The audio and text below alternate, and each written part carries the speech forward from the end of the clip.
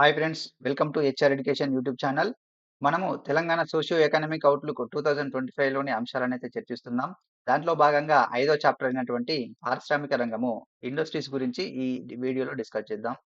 ఇక్కడ పారిశ్రామిక రంగం అని చెప్పాను.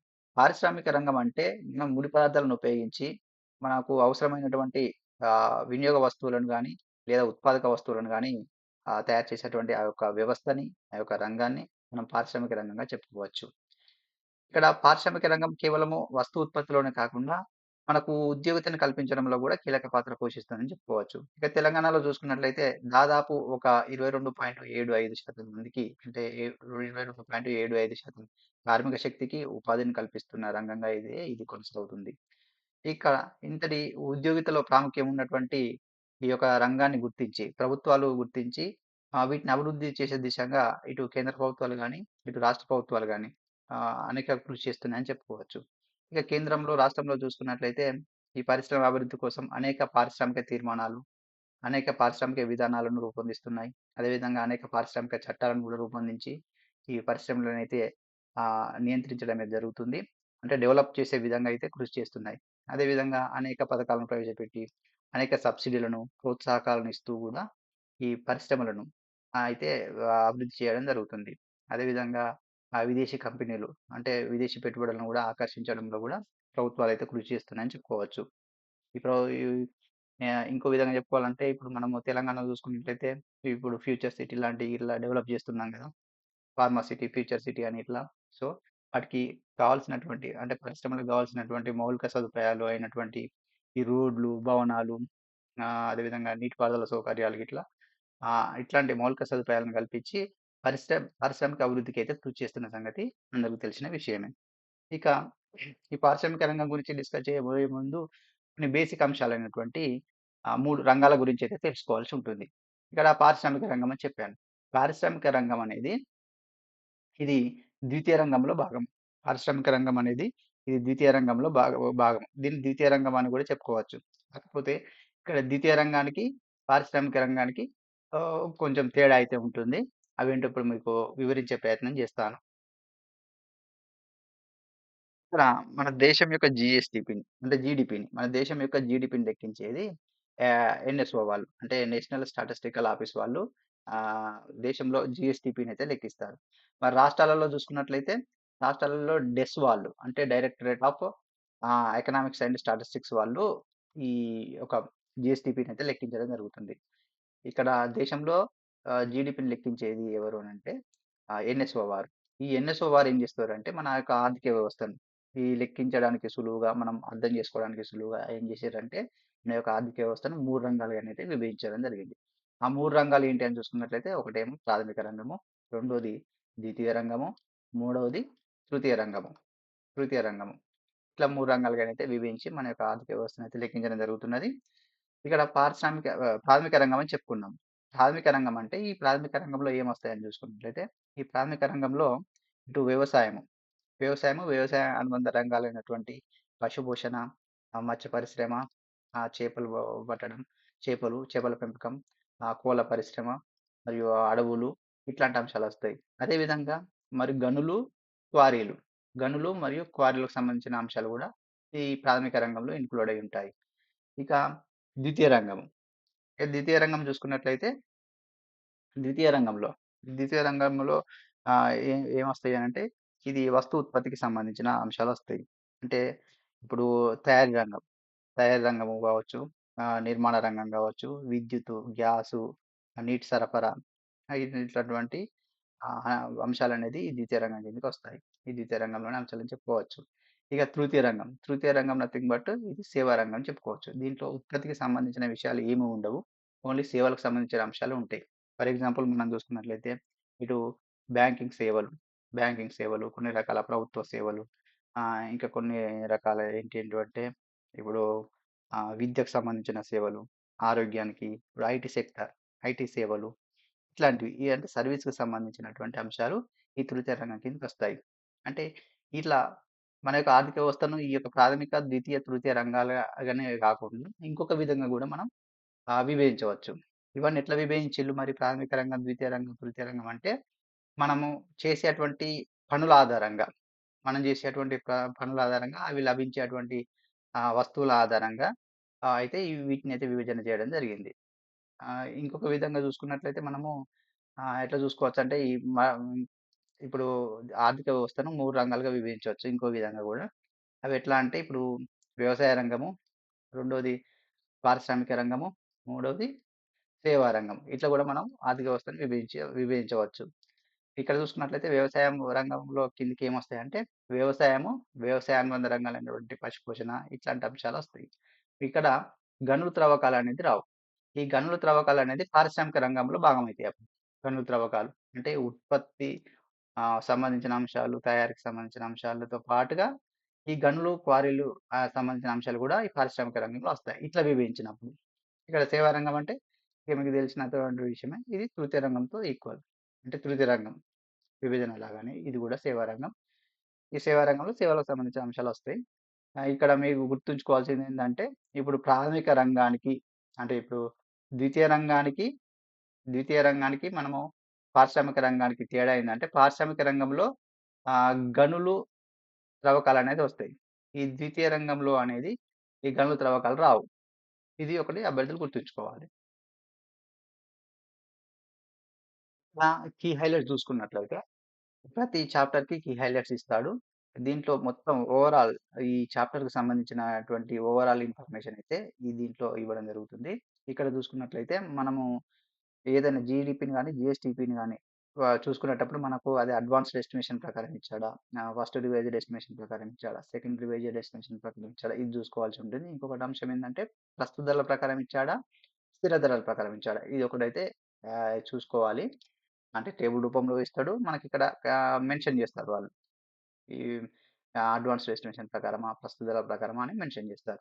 ఇట్లా ఇప్పుడు ఇక్కడ చూసుకున్నట్లయితే 2024, 25 అడ్వాన్స్‌డ్ ఎస్టిమేషన్ ప్రస్తుత ధరల ప్రకారము తెలంగాణ యొక్క ప్రాథమిక రంగం ప్రాథమిక రంగం యొక్క వాటా అంటే జీఎస్‌విఏలో అంటే నథింగ్ బట్ తెలంగాణ యొక్క జీఎస్‌డిపిలో ప్రాథమిక రంగం యొక్క వాటా ఎంత ఉంది? అంటే ఇగో 2,77,270 కోట్లతో 18.7% వాటానైతే కలిగి ఉంది. ఇక్కడ మనం జీఎస్‌డిపి ఎంత అనుకున్నాం ఇక్కడ? ఇక్కడ దాదాపు ఒక 16,12,579 కోట్లు అనుకున్నాం. ఈ 16,12,579 కోట్లలో ఈ పారిశ్రామిక రంగం యొక్క వాటా ఇగో 2,77,270 కోట్లుగా ఉంది. అంటే ఒక 18.7% వాటాను కలిగి ఉంది. ఇక దీంట్లో చూసుకున్నట్లయితే మళ్ళా దీంట్లో ఉపరంగాలైనటువంటి ఈ తయారీ, నిర్మాణ రంగాలున్నాయని చెప్పుకున్నాం గదా! గ్యాసు, నీటి సరఫరా ఇట్లాంటి రంగాలున్నాయని చెప్పుకున్నాం గదా! దాంట్లో చూసుకున్నట్లయితే ఎక్కువగా ఈ పారిశ్రామిక రంగంలో ఎక్కువ కాంట్రిబ్యూషన్ కలిగినవి ఈ పారిశ్రామిక రంగము ప్లస్ తయారీ రంగం. పారిశ్రామిక రంగంలో ఈ తయారీ రంగము ప్లస్ నిర్మాణ రంగం అయితే ఎక్కువగా వాటానైతే కలిగి ఉన్నాయి. ఇక అవి చూసుకున్నట్లయితే ఇగో తయారీ రంగం వచ్చేసి 47.6% ఉన్నది. నిర్మాణ రంగం వచ్చేసి 29.07% వాటాను కలిగి ఉన్నాయి. ఇక్కడ పారిశ్రామిక రంగాన్ని మనం 100% అనుకున్నట్లయితే ఆ 100%లో తయారీ రంగం వాటా 47.6%, నిర్మాణ రంగం వాటా 29.07% కలిగి ఉంది. ఇక. ఇక నెక్స్ట్ ఈ పేరా చూసుకున్నట్టయితే పీరియాడిక్ లేబర్ ఫోర్స్ సర్వే అంటే పీఎల్ఎఫ్ఎస్ సర్వే. ఈ పీఎల్ఎఫ్ఎస్ సర్వే ఇది దేనికి సంబంధించింది చెప్తుంది? ఈ యొక్క డేటా అంటే పీఎల్ఎఫ్ఎస్ సర్వే దేని గురించి చెప్తుంది అంటే దేశంలో నిరుద్యోగితకు సంబంధించి అదేవిధంగా గ్రామీణ ప్రాంతాల్లో ఎట్లా ఉంది? పట్టణ ప్రాంతాల్లో ఎట్లా ఉంది? పురుషుల పరంగా ఎట్లా ఉంది? స్త్రీల పరంగా ఎట్లా ఉంది? అనేది ఇట్లాంటి అంశాలైతే విడుదల చేస్తుంది ఈ పీఎల్ఎఫ్ఎస్ సర్వే. ఈ పీఎల్ఎఫ్ఎస్ సర్వేని ఎన్ఎస్ఓ వాళ్ళు రిలీజ్ చేస్తారు. ప్రతి సంవత్సరం ఎన్ఎస్ఓ వాళ్ళు రిలీజ్ చేస్తారు. దీన్ని 2015 నుంచి ఈ పీఎల్ఎఫ్ఎస్ సర్వేనైతే విడుదల చేయడం జరుగుతుంది. ఇట్లా ఈ 2023, 24కి సంబంధించిన ఆహ్, ఈ యొక్క సర్వేనైతే విడుదల చేయడం జరిగింది. ఇదే ఇప్పుడు ఉన్నటువంటి లేటెస్ట్ సర్వే. పీఎల్ఎఫ్ఎస్ సర్వేకి సంబంధించి లేటెస్ట్ అంటే 2023, 24ది లేటెస్ట్. ఇక పీఎల్ఎఫ్ఎస్ సర్వే ప్రకారం ఈ పారిశ్రామిక రంగంలో ఉపాధి ఎంత శాతం మందికి కల్పిస్తుంది పారిశ్రామిక రంగం అంటే 22.75% కార్మిక శక్తికి ఉపాధిని కల్పిస్తుంది. మొత్తం 100% మంది కార్మిక శక్తి ఉన్నారనుకో దాంట్లో 22.75% కార్మిక శక్తికి ఉపాధిని కల్పిస్తుంది. ఇక దీంట్లో మళ్ళా మహిళలకు పురుషుల పరంగా చూసుకున్నట్లయితే మహిళల యొక్క ఆహ్, ఉపాధి వాటా ఎంత ఉంది ఈ రంగానికి సంబంధించి అంటే 23.06% కలిగి ఉంది. ఇక పురుష కార్మికుల వాటా ఎంత ఉంది? 22.55% వాటాను కలిగి ఉంది. అంటే ఇక్కడ మహిళ మహిళా కార్మికులే అధికంగా ఉన్నారు. మహిళా కార్మికుల శాతమే అధికంగా ఉన్నది ఈ పారిశ్రామిక రంగంలో. అంటే ఇక్కడ పారిశ్రామిక రంగంలో మహిళల యొక్క ఆధిక్యత కొనసాగుతుంది. ఎంత స్వల్పంగా ఉన్నప్పటికీ కూడా మహిళల ఆధిక్యతనే ఉన్నది పారిశ్రామిక రంగంలో. అంటే ఇక్కడ లింగ సమానతలో మా ఈ పారిశ్రామిక రంగంలో ఒక మహిళని సాధించారు అన్నట్లుగా ఇక్కడ మెన్షన్ చేశారు. ఇక ఎంఎస్ఎంఈ పాలసీ. MSME policy 2024. ఇక్కడ ఎంఎస్ఎంఈ పాలసీ అని చూసుకున్నట్లయితే ఎంఎస్ఎంఈ అంటే micro, small, medium enterprises policy. అంటే సూక్ష్మ, మధ్య తరహా, చిన్న పరిశ్రమలను అభివృద్ధి చేయడానికి ప్రభుత్వాలైతే కొన్ని పాలసీలను రూపొందిస్తాయి. ఎట్లా పాలసీలను రూపొందిస్తాయి అంటే ఇప్పుడు వీటిని ఎట్లా విభజిస్తారు ఫస్ట్ మైక్రో, స్మాల్, మీడియం పరిశ్రమలంటే ఏంటి అంటే వాటి యొక్క పెట్టుబడి ఆధారంగా వాటిని డివైడ్ చేస్తారు. అదేవిధంగా టర్నోవర్ ఆధారంగా కూడా డివైడ్ చేస్తారు. ఇవన్నీ ప్రభుత్వాలు నిర్ణయిస్తాయి ఎప్పటికప్పుడు. కొన్ని చట్టాలను తీసుకొచ్చి, కొన్ని పాలసీలను తీసుకొచ్చి. అట్లా 2006లో ఒకసారి అయితే చట్టాన్ని తీసుకొచ్చి ఏ పరిశ్రమలు ఎంత టర్నోవర్ కలిగి ఉంటే ఏ పరిశ్రమ దేని కిందకొస్తది అని అట్లా డివైడ్ చేశారు. ఇప్పుడు కొత్తగా ఎంఎస్ఎంఈ పాలసీ 2024లో తీసుకొచ్చారు. మరి దాంట్లో చూసుకున్నట్టయితే దాని యొక్క టార్గెట్, దాని యొక్క పాలసీ విధానం ఏందని చూసుకున్నట్లయితే ఇగో తెలంగాణ యొక్క ఎంఎస్ఎంఈ రిజిస్ట్రేషన్‌లో 15% వార్షిక వృద్ధిని సాధించాలి అని అన్నది. తెలంగాణలో ఎంఎస్ఎంఈని డెవలప్ జేయాలి. అంటే వాటి యొక్క రిజిస్ట్రేషన్‌ల యొక్క గ్రోత్ ఎంత ఉండాలి? రిజిస్ట్రేషన్‌లో గ్రోత్ రేట్ ఎంత ఉండాలంటే ఒక 15% వార్షిక వృద్ధి ఉండాలి అని టార్గెట్ పెట్టుకున్నారు. అదేవిధంగా ఈ ఎంఎస్ఎంఈల నుంచి వచ్చేటువంటి జీఎస్‌డిపి వాటా ఎంత ఉండాలనుకున్నారు? జీఎస్‌డిపిలో 10% వాటాను కలిగి ఉండాలనుకున్నారు. అదేవిధంగా ఇటు మహిళలకు, ఎస్సీ, ఎస్టీ పారిశ్రామికవేత్తలకు కొద్దిగా ఆర్థిక సహాయం అందించి ఈ సూక్ష్మ, చిన్న, మధ్య తరహా పరిశ్రమలు డెవలప్ జేయాలని టార్గెట్‌గా పెట్టుకున్నారు. ఇది ఎంఎస్ఎంఈకి సంబంధించింది. ఇక్కడ చూసినట్లయితే ఏరోస్పేస్ మరియు డిఫెన్స్ రంగం 2024లో మనము ఉత్తమ రాష్ట్ర అవార్డునైతే గెలుచుకోవడం జరిగింది. అంటే 2024లో మనము ఏరోమార్ట్, ఏరోస్పేస్, ఏరోమార్ట్ ఏరోమార్ట్ హైదరాబాద్ 2024నైతే నిర్వహించాము. ఈ సందర్భంగా మనకైతే బెస్ట్ స్టేట్ అవార్డ్ అంటే ఈ యొక్క ఏరోస్పేస్ మరియు డిఫెన్స్ రంగంలో బెస్ట్ స్టేట్ అవార్డ్ అయితే రావడం జరిగింది. ఈ యొక్క ఇప్పుడు మనము ఏరోమార్ట్ హైదరాబాద్ అని నిర్వహించారని చెప్పుకున్నాం గదా! అంటే ఇది ఒక ఏంటిది మీటింగ్ లాంటిది. ఏరోమార్ట్ హైదరాబాద్ నిర్వహించాం గదా! దీంట్లో ఒక 15 దేశాల నుంచి ఒక 200 కంటే ఎక్కువ కంపెనీలు పాల్గొన్నాయి. 15 దేశాల నుంచి 200 కంటే ఎక్కువ కంపెనీలు పాల్గొన్నాయి. దాదాపు ఒక 3,500,00,00,000తో మనకు కంపెనీల పెట్టుబడులైతే రావడం జరిగింది. ఈ ఏరోస్పేస్ రంగంలో. ఇక్కడ తెలంగాణలోని లైఫ్ సైన్సెస్ రంగం.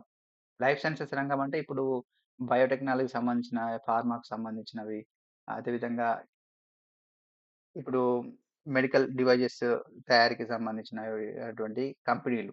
ఇవన్నీ కూడా లైఫ్ సైన్సెస్ రంగం కిందకొస్తాయి. ఈ లైఫ్ సైన్సెస్ రంగంలో కూడా గడిచినటువంటి 14 నెలల్లో ఒక 150 పైగా లైఫ్ సైన్సెస్ ప్రాజెక్టుల నుంచి మనం ఒక 40,000,00,00,000 పెట్టుబడులనైతే ఆకర్షించగలిగినాం.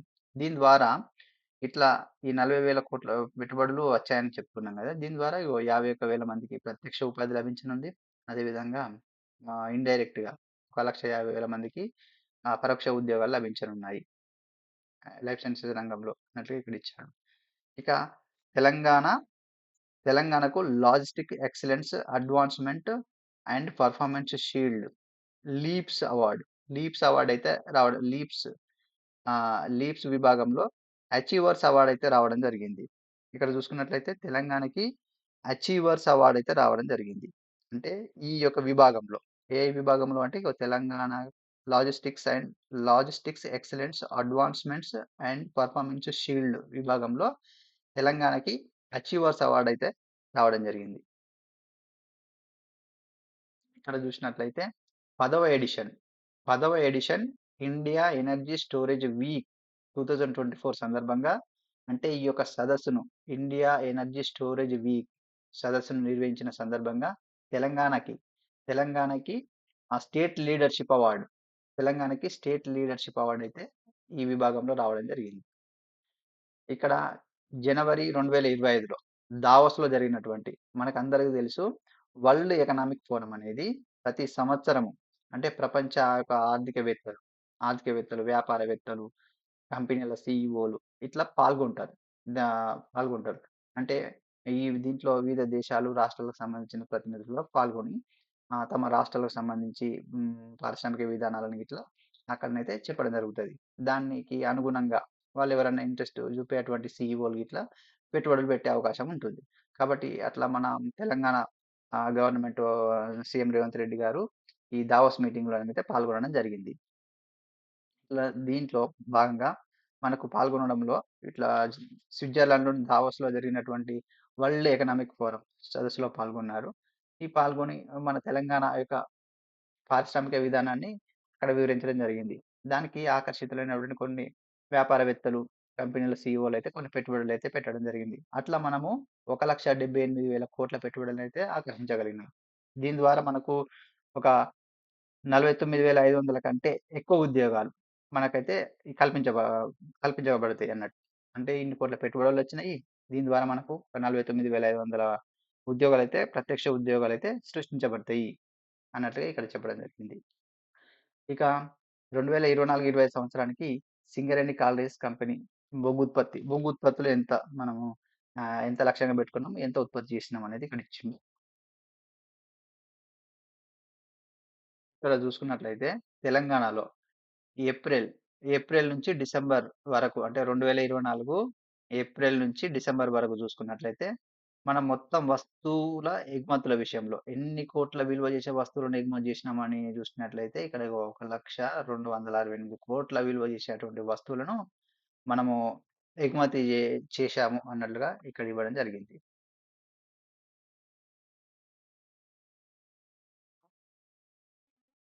ఇక్కడ మనము విద్యార్థులకి స్కిల్‌ను డెవలప్ చేయడంలో భాగంగా అంటే స్కిల్‌ని అందించడానికి, విద్యార్థులలో నైపుణ్యాన్ని పెంపొందించడానికి యంగ్ ఇండియా స్కిల్స్ యూనివర్సిటీని అయితే ఏర్పాటు చేయడం జరిగింది. యంగ్ ఇండియా స్కిల్ యూనివర్సిటీని ఏర్పాటు చేయడం జరిగింది. ఈ యంగ్ ఇండియా స్కిల్ యూనివర్సిటీలో విద్యార్థులకు, కంపెనీలకు అంటే పరిశ్రమలకు సంబంధించిన యొక్క టెక్నాలజీని అయితే అందిస్తారు. అంటే ట్రైనింగ్ లాగా ఇవ్వడం జరుగుతుంది. అదేవిధంగా అప్‌గ్రేడ్ చేయబడినటువంటి అడ్వాన్స్డ్ టెక్నాలజీ సెంటర్‌లను కూడా ఏర్పాటు చేశారు. అడ్వాన్స్డ్ టెక్నాలజీ సెంటర్‌లను గూడా. అంటే విద్యార్థులకి నైపుణ్యాన్ని పెంపొందించే విధంగా ఇవి అయితే ఈ యంగ్ ఇండియా స్కిల్ యూనివర్సిటీలు అదేవిధంగా అడ్వాన్స్డ్ టెక్నాలజీ సెంటర్‌లు కృషి చేస్తాయి. ఇక ఈ ఫేరా చూసుకున్నట్లయితే రాష్ట్ర ఆర్థిక వ్యవస్థకి పరిశ్రమల పాత్ర మరియు దాని యొక్క సహకారం ఎట్లా ఉంటుంది అనేది ఇక్కడ అంశాలైతే ఇవ్వడం జరిగింది. ఇప్పుడు పారిశ్రామిక రంగం అనేది ఆర్థిక అభివృద్ధికి ఒక మూల స్తంభంగా నిలుస్తుంది. అదేవిధంగా ఉపాధి కల్పన విషయంలో, పేదరిక నిర్మూలన విషయంలో, రాష్ట్రం యొక్క స్థూల రాష్ట్ర దేశీయోత్పత్తి పెంపొందించే విషయంలో ఈ పారిశ్రామిక రంగం అయితే కీలక పాత్ర పోషిస్తుంది. అంటే అభివృద్ధికి, ఉపాధిని కల్పించడంలో, పేదరిక నిర్మూలనకు ఆహ్, జీడీపీని, జీడీపీని గాని, జీఎస్‌టీపీని గాని పెంపొందించడంలో ఈ పారిశ్రామిక రంగం కీలక పాత్ర పోషిస్తుందని చెప్పాడు ఇక్కడ. ఇక్కడ పారిశ్రామిక రంగంలో ఉపరంగాలైనటువంటి గనులు, నిర్మాణము, విద్యుత్తు ఇట్లాంటి అంశాలు. వీటి యొక్క కాంట్రిబ్యూషన్ ఎట్లా ఉంటది అనేది ఇక్కడ ఇవ్వడం జరిగింది. అదేవిధంగా మన తెలంగాణ ప్రభుత్వం ఇటువంటి విధానాలను పరిశ్రమలకు సంబంధించి నూతన విధానాలు, వ్యూహాత్మక పెట్టుబడులు మరియు వ్యాపార అనుకూల వాతావరణాన్ని కల్పియడంలో ఎట్లా కృషి చేస్తుంది మన రాష్ట్రం. అదేవిధంగా మన రాష్ట్రంలో ఎంఎస్ఎంఈలను డెవలప్ చేయడానికి ఎంఎస్ఎంఈ పాలసీలను తీసుకొచ్చింది. ఆ విధానాలను ఎట్లా మనం రూపొందించాము, ఎట్లా కృషి చేస్తున్నాము. అదేవిధంగా ప్రపంచ స్థాయి మౌలిక సదుపాయాలను కల్పించి ఇటు ఆహ్, పారిశ్రామిక పారిశ్రామికంగా అంటే ఇప్పుడు ఆహార శుద్ధి సంప్రదాయాల విషయంలో మరి పరిశ్రమలు, జీవశాస్త్రాలు, ఏరోస్పేస్, ఎలక్ట్రానిక్ వంటి అధునాతన రంగాలలో కూడా అన్ని అనుకూలతలు కల్పించి పరిశ్రమలనైతే ఇక్కడ పరిశ్రమల ఏర్పాటు కోసం అయితే మన రాష్ట్ర ప్రభుత్వం కృషి చేస్తుంది అని ఇక్కడ ఇచ్చాడు. ఇక్కడ చూసినట్లయితే తెలంగాణ యొక్క పారిశ్రామిక రంగ జిఎస్విఏ వృద్ధి మరియు ఉపరంగాల యొక్క సహకారం ఎట్లా ఉంది? అంటే మన జిఎస్డిపికి ఈ పారిశ్రామిక రంగం యొక్క వాటా ఎంత ఉంది? అని చూసినట్లయితే మన జిఎస్విఏకి ఈ రంగం యొక్క వాటా 2,77,270,00,00,000 ఉంది. ఇది జిఎస్విఏలో ఎంత వాటాను కలిగి ఉంది? 18.70% వాటాను కలిగి ఉంది. మళ్ళీ దీంట్లో ఉపరంగాలు చూసుకున్నట్లయితే ఈ పారిశ్రామిక రంగంలో ఉపరంగాలను చూసుకున్నట్లయితే 2024-25 అడ్వాన్స్డ్ ఎస్టిమేషన్ ప్రకారము. ఈ పైన ఇచ్చినటువంటి ఇది కూడా 2024-25 అడ్వాన్స్డ్ ఎస్టిమేషన్ ప్రకారం ఇక్కడ ఇచ్చాడు. ఇక్కడ ప్రస్తుత ధరలలో ఇక్కడ ఉపరంగాలైనటువంటి ఇప్పుడు మనం పారిశ్రామిక రంగాల్లో ఉపరంగాలైనటువంటి ఈ నిర్మాణ రంగము, తయారీ రంగం అని చెప్పుకున్నాం కదా. వాటిలో ఈ దీంట్లో ఉపరంగాలైనటువంటి తయారీ రంగం వాటా ఎంత ఉంది అంటే 1,31,282 కోట్ల సహకారం ఉంది. ఈ ఒక ఉపరంగం వాటా పారిశ్రామిక రంగం. మొత్తము పారిశ్రామిక రంగం వాటా టోటల్ జిఎస్డిపిలో పారిశ్రామిక రంగం వాటా 2,77,270 కోట్లుంటే దీంట్లో ఉపరంగమైనటువంటి తయారీ రంగం ఒక వాటా 1,31,982 కోట్లుగా ఉంది. ఇది దీంట్లో 100% అనుకున్నట్లయితే పారిశ్రామిక రంగం అనే 100% అనుకున్నట్లయితే పారిశ్రామిక రంగంలో తయారీ రంగం వాటా 47.60% ఉంది. ఇక నెక్స్ట్ చూసినట్లయితే నిర్మాణ రంగం అనే ఉపరంగం అనేది సెకండ్ ప్లేస్లో ఉంది. దీంట్లో 80,613 కోట్లతో 29.07% వాటాను కలిగి ఉంది. ఇక్కడ పారిశ్రామిక రంగాన్ని ఇంతకుముందు చెప్పుకున్నట్లుగా 100% అనుకున్నట్లయితే దాంట్లో ఇంతకుముందు చెప్పుకున్నట్లుగా 47.60% ఏమో తయారీ రంగం నుంచి ఉన్నది. అదేవిధంగా ఈ నిర్మాణ రంగం నుంచి 29.07% వాటాను కలిగి ఉంది. ఇది గమనించండి. ఇక నెక్స్ట్ చూసినట్లయితే గనులు మరియు క్వారీయింగ్ రంగం నుంచి ఎంత కాంట్రిబ్యూషన్ కలిగి ఉంది? 34,189 కోట్ల వాటాను కలిగి ఉంది. ఇది శాతపరంగా చూసుకున్నట్లయితే 12.33% వాటాను కలిగి ఉంది. అదేవిధంగా విద్యుత్ మరియు యూటిలిటీలు సంబంధించిన వాటా ఎంత ఉంది? 30,486 కోట్లుగా ఉంది. ఇది ఎంత శాతం వాటాను కలిగి ఉందంటే 11% వాటాను కలిగి ఉంది. అంటే ఆర్థిక నిర్మాణంలో పారిశ్రామిక రంగం లోపల అత్యధికంగా ఏ ఉపరంగం వాటాను కలిగి ఉందంటే తయారీ రంగము, నిర్మాణ రంగం వాటాలే ఎక్కువ ఉన్నాయి. తయారీ రంగం వాటా, నిర్మాణ రంగం వాటాలే కీలక పాత్ర పోషిస్తున్నాయని మనం ఇక్కడ గమనించవచ్చు. ఇదే అంశాన్ని ఇక్కడ కింద టేబుల్ రూపంలో ఇవ్వడం జరిగింది. ఇక్కడ మీరు గమనించవచ్చు. 2024-25 అడ్వాన్స్డ్ ఎస్టిమేషన్ ప్రస్తుత ధరలలో తెలంగాణ యొక్క పారిశ్రామిక జిఎస్విఏకి ఉపరంగాల సహకారం ఎట్లా ఉంది? ఇంతకుముందు వివరించింది మొత్తం ఈ టేబుల్లో ఇవ్వడం జరిగింది, ఈ చార్ట్లో ఇవ్వడం జరిగింది. ఇక్కడ మ్యానుఫ్యాక్చరింగ్ రంగం, తయారీ రంగం వాటా ఎంత ఉంది, అదేవిధంగా కన్స్ట్రక్షన్స్ నిర్మాణ రంగం వాటా ఎంత ఉంది, మైనింగ్ అండ్ క్వారీయింగ్ వాటా ఎంత ఉంది, ఎలక్ట్రిసిటీ అండ్ యూటిలిటీస్ వాటా ఎంత ఉంది, ఇక్కడ ఇవ్వడం జరిగింది. ఈ పేరాలో చూసినట్లయితే ఇక్కడ తెలంగాణలో పారిశ్రామిక రంగం ఉపరంగాల వృద్ధి రేట్ ఎట్లా ఉన్నాయి, ఇంతకుముందేమో కాంట్రిబ్యూషన్ ఎట్లా ఉన్నాయి, వాటి యొక్క వాటా ఎంత ఉన్నదని అక్కడ ఇచ్చాడు. ఉపరంగాల యొక్క వాటా ఎంత ఉంది అని ఇక్కడ ఇచ్చాడు. ఇక్కడేమో ఉపరంగాల యొక్క వృద్ధి రేట్ ఎట్లా ఉన్నాయి, పారిశ్రామిక వృద్ధి రేటు ఎట్లా ఉంది అనేది ఇక్కడ ఇచ్చాడు. ఇక్కడ చూసుకున్నట్లయితే ఈ 2024-25 అడ్వాన్స్డ్ ఎస్టిమేషన్ ప్రకారము అంటే గతం యొక్క 2023-24 ఫస్ట్ రివైజ్డ్ ఎస్టిమేషన్తో పోల్చుకున్నట్లయితే ఈ పారిశ్రామిక రంగం యొక్క వృద్ధి రేటు 6.88%గా వృద్ధి రేటును అయితే నమోదు చేసింది. ఓవరాల్ పారిశ్రామిక రంగం వృద్ధి రేటు 6.88% ఉంది. ఇక దీంట్లో ఉపరంగాల యొక్క వృద్ధి రేటు ఎట్లా ఉన్నాయని చూసుకున్నట్లయితే నిర్మాణ రంగం యొక్క వృద్ధి రేటు ఇక్కడ ఇచ్చింది. వృద్ధి రేటు నిర్మాణ రంగం యొక్క వృద్ధి రేటు ఎంత ఉంది అంటే 11.97% వృద్ధి రేటు నమోదు చేసింది. ఇంతకుముందు నిర్మాణ రంగం వాటా ఎంత ఉంది అని చెప్పుకున్నాం మనం. కన్స్ట్రక్షన్ 29% వాటాను కలిగి ఉందని చెప్పుకున్నాం. ఇక్కడ అదేవిధంగా ఇక్కడ తయారీ రంగం వృద్ధి రేటు ఎంత ఉంది? తయారీ రంగం వృద్ధి రేటు 5.18% వృద్ధి రేటును కలిగి ఉంది. దీని యొక్క వాటా ఎంత ఉండే ఇక్కడ 47.60% వాటాను కలిగి ఉండే. అదేమో వాటా, ఇదేమో వృద్ధి రేట్లు, వాటి ఉపరంగాల యొక్క వృద్ధి రేట్లు ఇక్కడ. తర్వాత విద్యుత్, గ్యాస్, నీటి సరఫరా, యూటిలిటీ అంశాలు. ఈ ఉపరంగం యొక్క వృద్ధి రేటు ఎంత ఉంది? 7.34% ఉంది. అదే దీని వాటా చూసుకున్నట్లయితే ఇక్కడ నీటిపారుదల విద్యుత్, గ్యాస్ కదా. ఇక్కడ ఎలక్ట్రిసిటీ ఇచ్చాడు, ఇది 11%గా ఉన్నది. ఇక్కడ వృద్ధి రేట్లు ఇచ్చాడు. ఇక క్వారీయింగ్ సంబంధించిన వృద్ధి రేట్లు ఉన్నది 1.95% ఉన్నది. ఇదే ఇక్కడ టేబుల్ రూపంలో ఇవ్వడం జరిగింది వృద్ధి రేట్లు. ఇక్కడ మీరు గమనించాలి ఏ ఉపరంగం యొక్క వృద్ధి రేటు అధికంగా నమోదవుతుంది అంటే మైనింగ్ అండ్ క్వారీయింగ్ అది 1.95% ఉన్నట్టు ఎక్కువ ఉంది.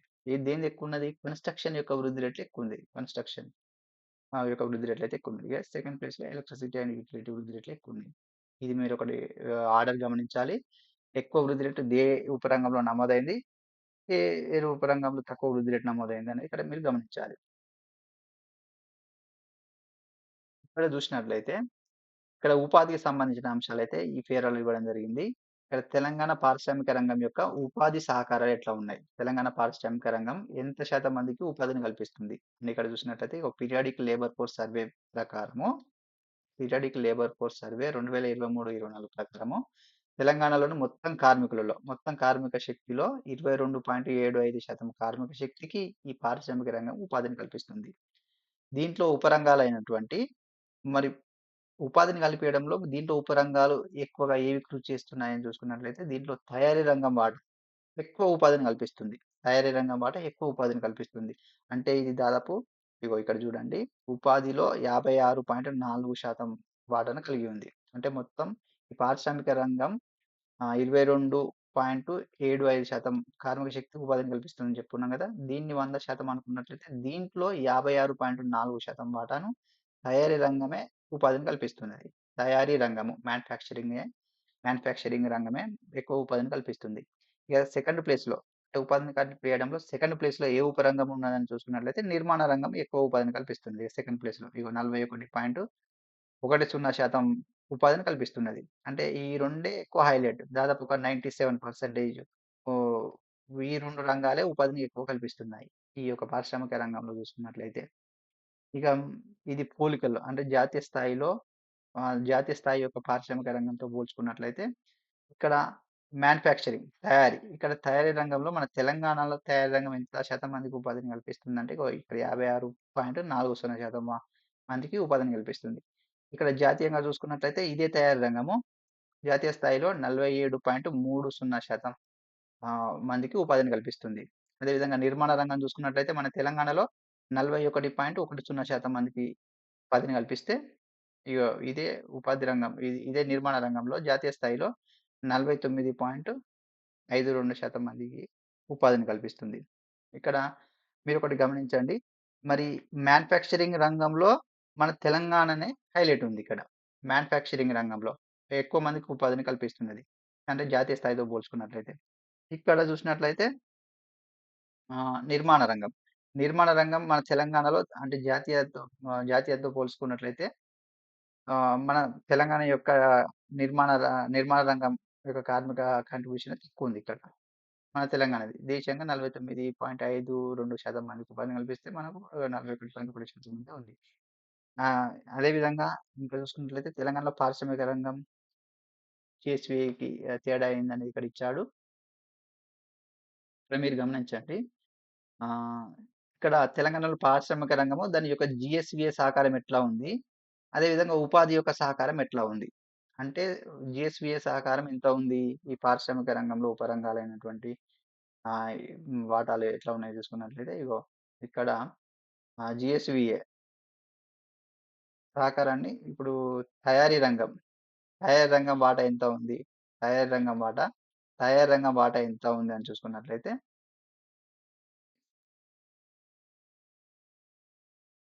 జీఎస్‌విఏ కాంట్రిబ్యూషన్ విషయంలోనేమో ఈ తయారీ రంగము జీఎస్‌విఏ కాంట్రిబ్యూషన్ విషయంలోనేమో 47.60% జీఎస్‌విఏని కలిగి ఉంది.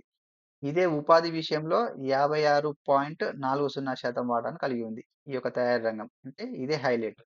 అంటే ఈ ఉపరంగాలలో పారిశ్రామిక రంగం ఉపరంగాలలో ఇదే ఎక్కువగా జీఎస్‌విఏని కలిగి ఉంది. ఎక్కువ కార్మిక ఉపాధిని కూడా కల్పిస్తున్నది. ఇక నెక్స్ట్ నిర్మాణ రంగం. నిర్మాణ రంగము జీఎస్‌విఏకి ఎంత కాంట్రిబ్యూషన్ అందిస్తుంది అంటే 29.07% కాంట్రిబ్యూషన్ కలిగిస్తుంది. ఎంత శాతం మందికి ఉపాధిని కల్పిస్తుందంటే 41.10%కి ఉపాధిని కల్పిస్తుంది. ఇక్కడ ఇంతవరకు పైన చెప్పిన అంశాలు ఇక్కడ టేబుల్ రూపంలో అయితే ఇవ్వడం జరిగింది.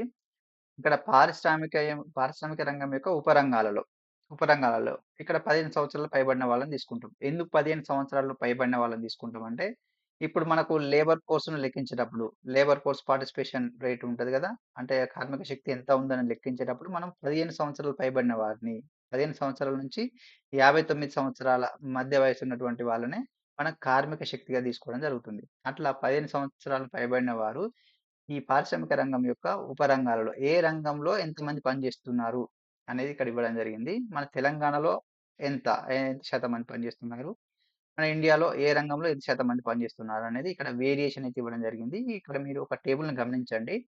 ఇక్కడ తెలంగాణలో చూసినట్లయితే ఈ పారిశ్రామిక రంగంలో ఉపరంగమైనటువంటి తయారీ రంగమే ఇగో 56.40% ఉపాధిని కల్పిస్తుంది. ఎంత శాతం మందికి. అదేవిధంగా ఇండియాలో చూసుకున్నట్లయితే ఈ తయారీ రంగం వాటా 47.30% వాటాను కలిగి ఉంది. కార్మిక శక్తి వాటాను కలిగి ఉంది. ఇక్కడ మీరు గమనించండి. ఇక్కడ కార్ తయారీ రంగం విషయంలో ఎక్కువ ఉపాధిని కల్పిస్తుంది తెలంగాణనే. ఇక్కడ గమనించండి. ఇక తర్వాత నిర్మాణ రంగం. ఇక రెండో ఉపరంగమైనటువంటి నిర్మాణ రంగం. నిర్మాణ రంగంలో మన తెలంగాణ కంటే ఇండియాదే హైలైట్ ఉంది. ఇక్కడ చూడండి. తర్వాత గనులు క్వారీయింగ్.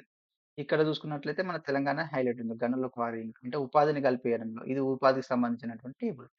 ఇక్కడ తర్వాత విద్యుత్తు మరియు యుటిలిటీకి సంబంధించింది. ఇక్కడ ఇండియాదే హైలైట్ ఉంది. ఇది ఒకటి మీరు వేరియేషన్ గమనించాలి. మెయిన్‌గా ఇక్కడ గుర్తుంచుకోవాల్సింది ఏ ఉపరంగం అత్యధికంగా ఉపాధిని కల్పిస్తుంది. పారిశ్రామిక రంగంలో ఏ ఉపరంగం అత్యధికంగా ఉపాధిని కల్పిస్తుందని ఇక్కడ గమనించాలి. ఇదే అంశాలైతే ఇక్కడ ఇవ్వడం జరిగింది. ఇక్కడ ఉపాధిని కల్పించే ఉపరంగాలు మనకు తయారీ రంగమే చెప్పుకున్నాము. నిర్మాణ రంగమే చెప్పుకున్నాము. మరి ఇంతకుముందేమో రాష్ట్రంలో ఎట్లా ఉంది? తెలంగాణలో ఎట్లా ఉంది? దేశంలో ఎట్లా ఉంది? అనేది ఇక్కడ వేరియేషన్ అయితే చూడడం జరిగింది.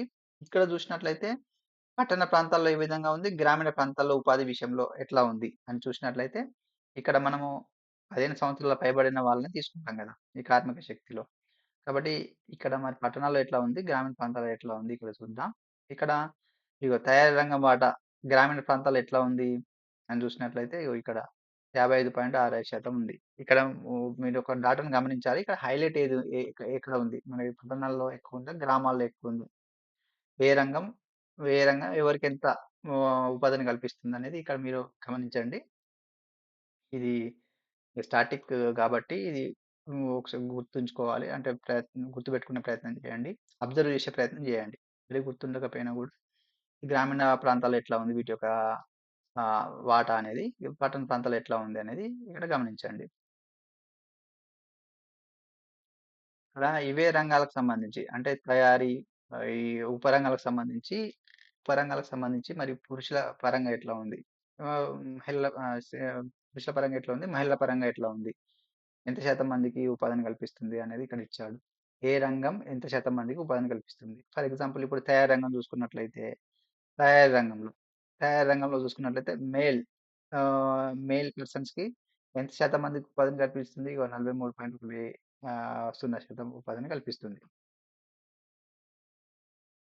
మీరొకటి గమనించండి. ఇప్పుడు మెయిల్‌లో చూసుకున్నట్లయితే ఏ రంగం ఏ ఏ రంగంలో వీళ్ళ యొక్క ఉపాధి అవకాశాలు ఎక్కువున్నాయని ఇక్కడ గమనించినట్లయితే ఇప్పుడు మెయిల్స్ విషయంలో నిర్మాణ రంగమే అత్యధిక వాటాను కల్పిస్తుంది. అత్యధికంగా ఉపాధిని కల్పిస్తుంది. ఇక ఇదే మెయిల్ విషయంలో తయారీ రంగం అనేది సెకండ్ ప్లేస్‌లో ఉంది.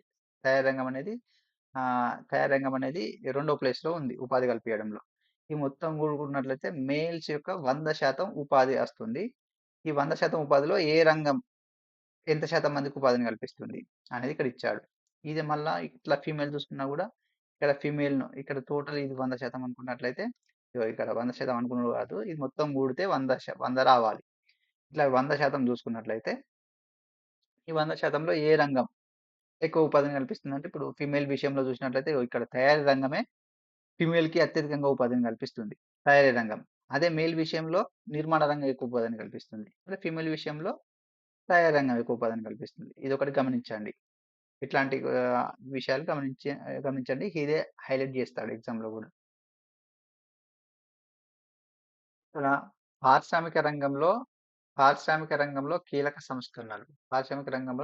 సంస్కరణలు మరియు కార్యక్రమాలు అనే అంశాలు చూసినట్లయితే ఇక్కడ సూక్ష్మ, చిన్న మరియు మధ్య తరహా పరిశ్రమలు అంటే ఎంఎస్ఎంఈలు అని చెప్పుకోవచ్చు. అంటే మైక్రో, స్మాల్, మీడియం ఎంటర్ప్రైజెస్ అని చెప్పుకోవచ్చు.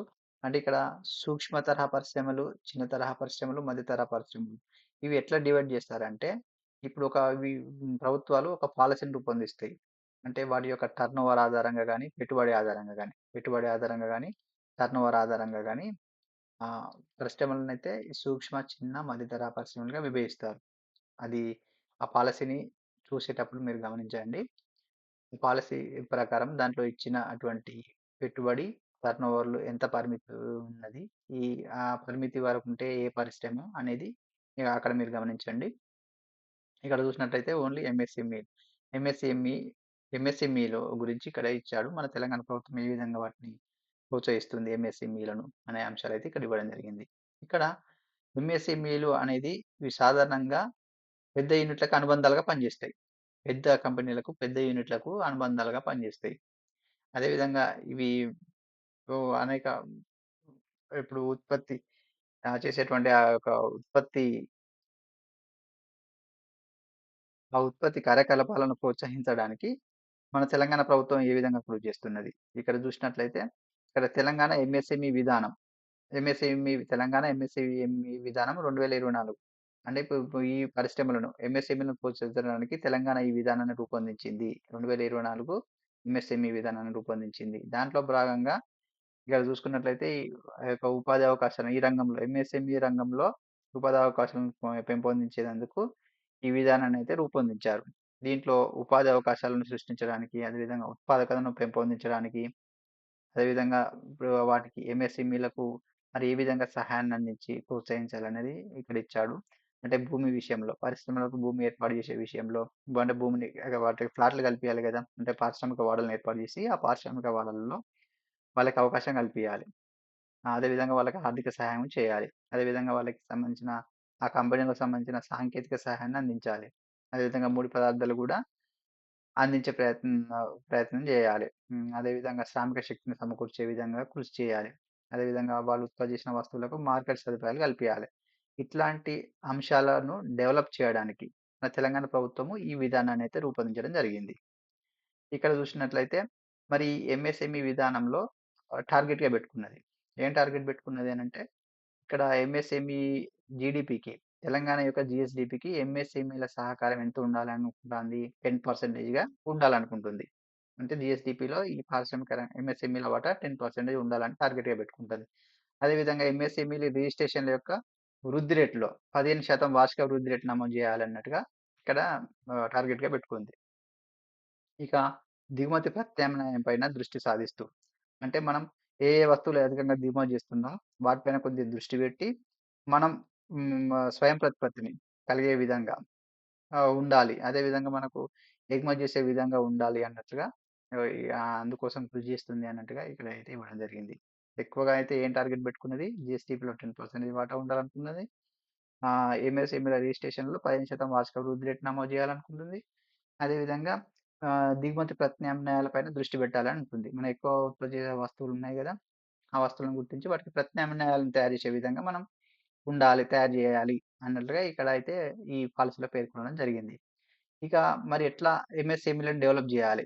అంటే ఒక రోడ్ మ్యాప్‌ని రూపొందించింది. ఎట్లా ఎంఎస్ఎంఈలను డెవలప్ జేయాలంటే ఇక్కడ ఒక 6 అంశాలనైతే ఎంచుకోవడం జరిగింది. ఆ అంశాలను డెవలప్ జేస్తే ఆటోమేటిక్‌గా ఎంఎస్ఎంఈలు డెవలప్ అయితాయి అన్నట్లుగా ఇక్కడ ఈ పాలిసీలను అయితే పేర్కొనడం జరిగింది.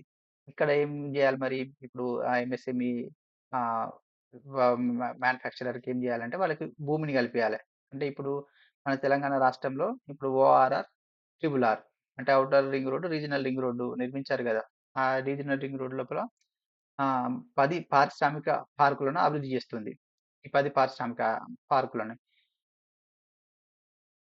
ఈ 10 పారిశ్రామిక పార్కులలో ఇప్పుడు 10% మందికి మహిళలకు 10% దాంట్లో ఫ్లాట్‌లుంటాయి గదా! ఈ పారిశ్రామిక వాడలో ఫ్లాట్‌లు కేటాయిస్తారు గదా! ఆ ఫ్లాట్‌లలో 10% ఫ్లాట్‌లను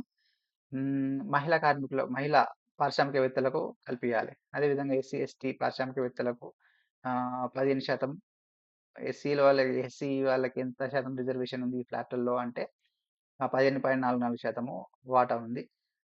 అంటే రిజర్వేషన్ కల్పించారు. ఎస్టీ వాళ్ళకేమో 9.34% వాటాను కల్పించారు. ఇట్లా రిజర్వ్ చేశారు ఫ్లాట్‌లను వాటికి. అదేవిధంగా వాళ్ళకి ప్రోత్సాహకాలు గూడా అందియడం జరుగుతుంది. ఒకవేళ ఎస్సీ, ఎస్టీ పారిశ్రామికవేత్తలైతే వాళ్ళకి 50,00,000 పరిమితితో 50% వరకు భూమి ఖర్చు రాయితీలను ఇవ్వడం జరుగుతుంది. 50,00,000 పరిమితితో. అంటే 50,00,000 వరకైనా లేకపోతే 50% సబ్సిడీ అని అంతకు మించితే 50% సబ్సిడీ వరకైనా ఇస్తారు. ఇట్లా సబ్సిడీ భూమిని అంటే వాళ్ళకి ఫ్లాట్‌లను కేటాయించడంలో వాళ్ళు చెల్లించాల్సి ఉండేది కదా! ఆ చెల్లించే మొత్తంలో ఇంత రాయితీలను కల్పిస్తున్నారు. అంటే వాళ్ళ యొక్క రిజర్వేషన్ ఆధారంగా ఆహ్, మహిళలు ఆధారంగా వాళ్ళకైతే ఈ యొక్క ప్రోత్సాహకాలైతే అందిస్తున్నారు. ఈ సబ్సిడీలైతే అందిస్తున్నారు. అదేవిధంగా ఆర్థిక సహాయానికి ప్రాప్యత. అంటే ఇప్పుడు ఆర్థికంగా వాళ్ళకి ఇప్పుడు కంపెనీలు పెట్టాలంటే పెట్టుబడి కావాలి. పెట్టుబడి సాయాన్ని అందించడంలో కూడా కృషి చేస్తున్నది అన్నట్టుగా ఇక్కడ ఇచ్చాడు. ఇక్కడ ఇగో ఎస్సీ, ఎస్టీ పారిశ్రామికవేత్తలకు 1,00,00,000 వరకు మూలధన రాయితీలు అందించబడతాయి. అదేవిధంగా ఇతర పారిశ్రామికవేత్తలకేమో 30,00,000 వరకు రాయితీలను అందించబడతాయి. ఇక్కడ భూమిని కేటాయించే విషయంలో కూడా రాయితీలు అందించబడుతున్నాయి. ఇక్కడ పెట్టుబడి విషయంలో కూడా వాళ్ళకి ఆర్థిక సాయం రైతుల రూపంలో ఆర్థిక సాయాన్ని అందిస్తున్నాయి. అంటే వాళ్ళ కేటగిరీని బట్టి, వాళ్ళ యొక్క రిజర్వేషన్‌ని బట్టి. ఇక్కడ సాంకేతిక పరిజ్ఞాన ప్రాప్యత.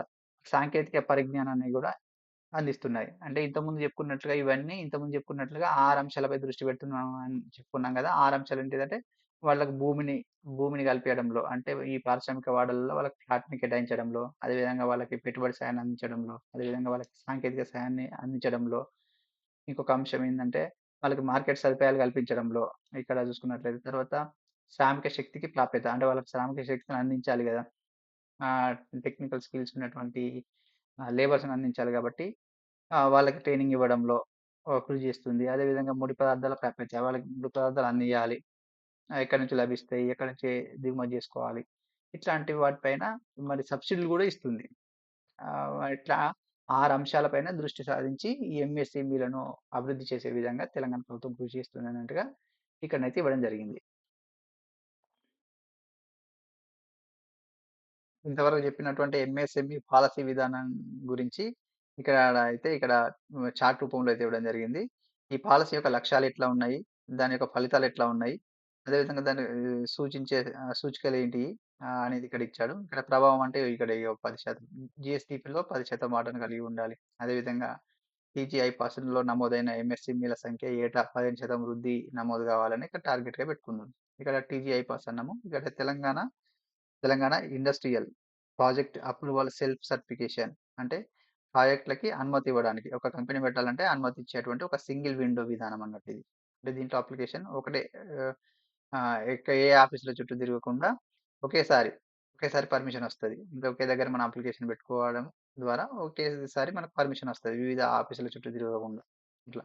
ఇట్లా 15% ఆర్థిక వృద్ధిని 10% వృద్ధి నమోదు కావాలి అని టార్గెట్‌గా పెట్టుకున్నారు.